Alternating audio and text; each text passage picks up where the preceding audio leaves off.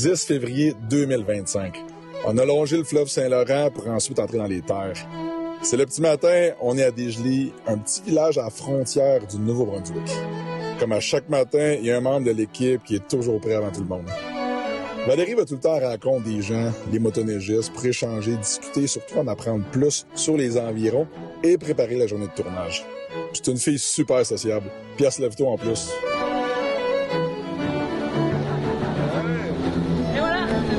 La gang du club d'Assad de Saint-Hyacinthe, et voilà. Hey, des courageux, c'est loin quand même. Oui. Ben, Val, c'est le côté human, je pense. Elle amène la petite touche féminine à l'émission. Puis, c'est le fun parce qu'en réalité, elle représente une partie de la communauté motoneigiste grandissante. Là, à chaque année, il y a de plus en plus de femmes, c'est plus familial le sport. Fait que je pense que c'est une très, très bonne représentante, je te dirais, motoneigiste.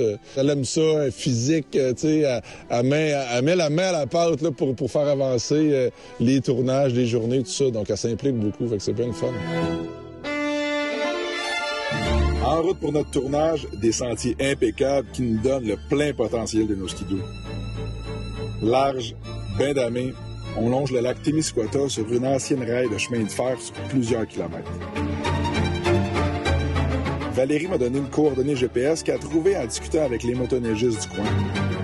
Elle a réussi à trouver un contact pas mal cool, une personne bien impliquée dans la communauté. On a rendez-vous sur le bord de l'embouchure du lac Témiscouata avec une motoneigiste pas mal spéciale qui fait rayonner l'art vivant partout au Québec. Valérie aime beaucoup joindre ses passions, la motoneige et la musique.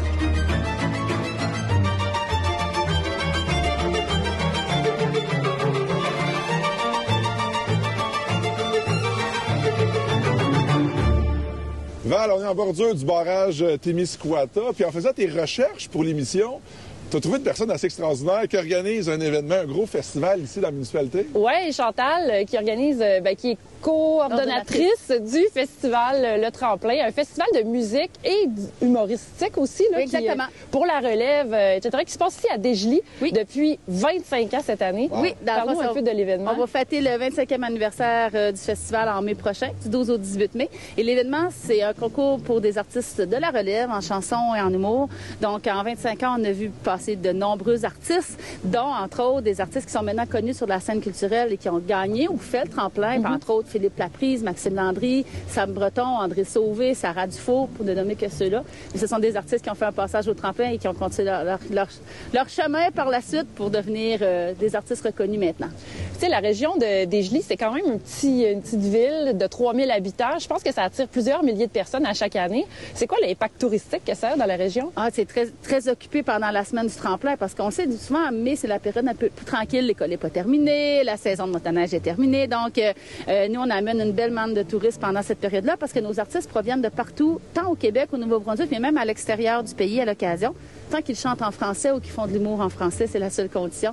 Donc, on a des gens du Saguenay, de Québec, Montréal, de partout qui viennent pour le festival, encourager leurs neveux, leurs nièces, leurs enfants. Donc, c'est vraiment des beaux moments familiaux. Et la ville est tellement chaleureuse, les habitants sont impliqués. C'est 200 bénévoles environ pour organiser le festival sur une semaine. Donc, l'implication des gens est vraiment présente. Nos partenaires aussi, tout le monde est là pour mettre la main à la pâte, pour créer l'effervescence durant la semaine du festival. Chantal, tu parlais justement que vous recevez des centaines de candidats, vous avez des bons partenaires, évidemment, les gens locaux s'impliquent.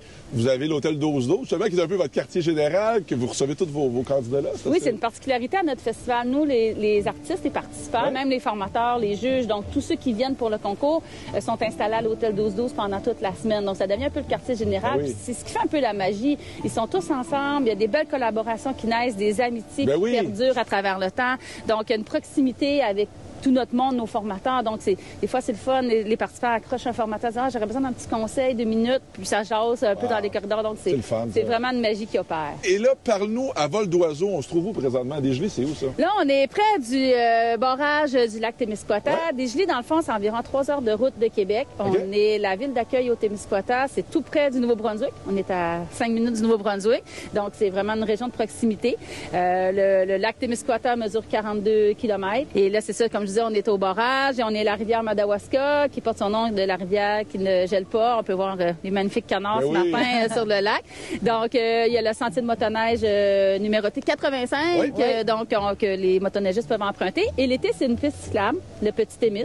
Donc, on invite aussi les gens à venir en profiter autant en hiver qu'en été. Absolument, parce que moi, c'est ma découverte. Honnêtement, là, sur le bord du lac, c'est tellement beau, le soleil, les arbres. La vue est exceptionnelle en motoneige. Là. Ben, 42 km de sentier, pas sur toute la longueur du lac, mais presque, en fait. Là, c'est vraiment beau. Ça te permet d'avoir toutes sortes de points de vue intéressants, des belvédères et tout ça. Puis, tu sais, c'est le fun parce que la région est remplie de points de service où les motoneigistes peuvent aller justement profiter de l'offre touristique de la région. Oui, exactement. Chantal, parlons motoneige. Quelles étaient tes premières amours, ta première monture, là? Ah, une Macquarie, une MX-Z à l'époque, là, donc...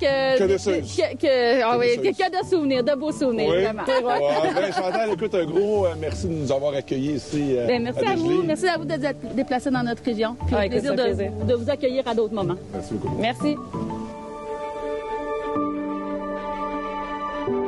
C'est vrai que le Bas-Saint-Laurent, on pense à Rivière-du-Loup, Rimouski un petit peu plus haut, mais il y a toute l'espèce d'arrière-pays jusqu'à la frontière canado-américaine, la frontière aussi avec le Nouveau-Brunswick, Ponegamook, Desjolies.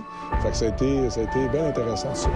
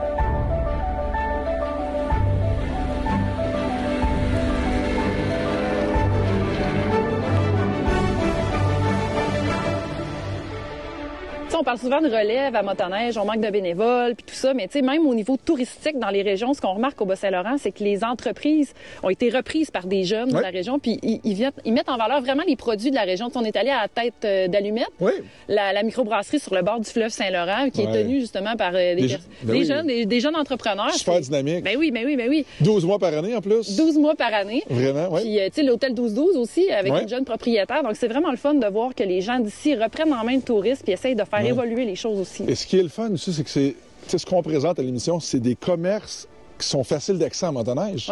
Qui se marient bien justement avec la motoneige, que ce soit, comme tu disais, l'hôtel 12-12 ou à Rivière-du-Loup, ben, c'est l'Universel, microbrasserie, si on veut en connaître sur les produits locaux.